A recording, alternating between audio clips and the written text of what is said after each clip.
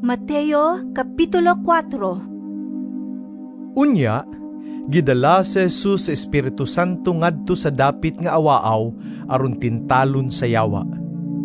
Didto nagpuasa si Jesus sulod sa 40 ka adlaw ug 40 ka gabii ug unya gigutom siya.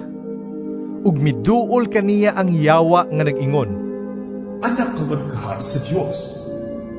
Himuang paan kining mga bato. mitubag si Jesus. Ang kasulatan nag-ingon, ang tao mabuhi dili sa paan lamang, kundili sa matagpulong usab nga isulti sa Dios. Unya, gidala si Jesus sa yawa ngadto sa Jerusalem, ang balaang syudad.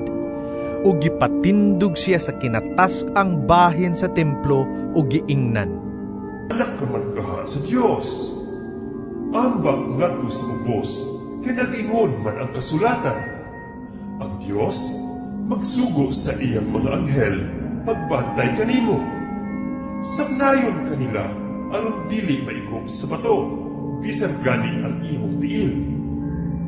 Si Jesus mitubag, Apan nag-ingon usab ang kasulatan, ayaw tintala ang Ginoo nga imong Dios. unya gidala si Jesus sa yawa ngadto sa usa ka habog kaayong bukid ug gipakita kaniya ang tanang gingharian sa kalibutan ug ang ilang kaanindot. Ang yawa miingon, Ihatag ko kanimo kining tanan. Kung muluhod ka ug musimba ka nako.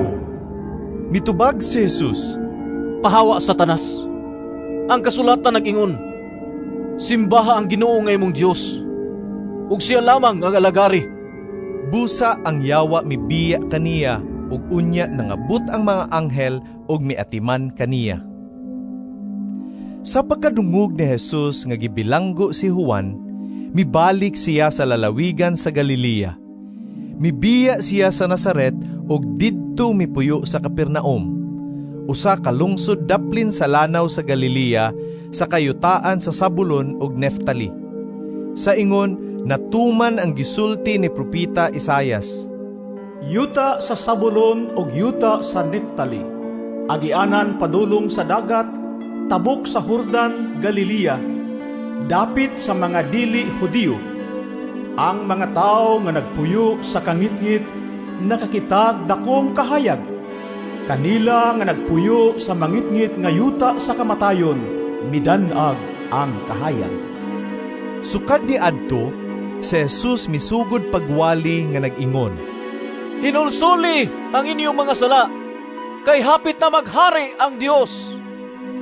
Samtang naglakaw si Jesus daplin sa lanaw sa Galilea, nakita niya ang duha ka magsuong mananagat nga namukot, si Simon nga ginganlag Pedro ug si Andres.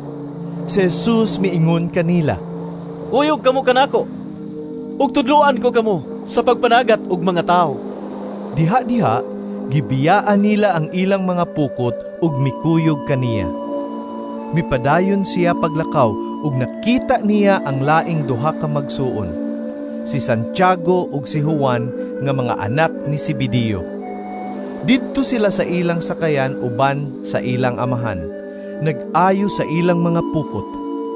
Gitawag sila ni Jesus, ug diha-diha gibiyaan nila ang ilang sakayan ug ang ilang amahan, ug mikuyog sila kaniya. Unya gilibot ni Jesus ang tibuok Galilea ug nagtudlo siya sulod sa ilang mga sinaguga. Nagwali sa maayong balita bahin sa paghari sa Dios ug nag-ayo sa mga masakiton. Mikaylap sa tibuok lalawigan sa Syria ang iyang kabantog ug gidala sa mga tawo ngadto kaniya ang tanang nag-antos sa nagkalain-laing mga sakit ug mga balatian, mga giyawaan, mga patulon, mga paralitiko, ug giayo ni Jesus silang tanan. Misunod kaniya ang daghang mga tawo gikan sa Galilea, sa Decapolis, sa Jerusalem, sa Judea, ug tabok sa Jordan.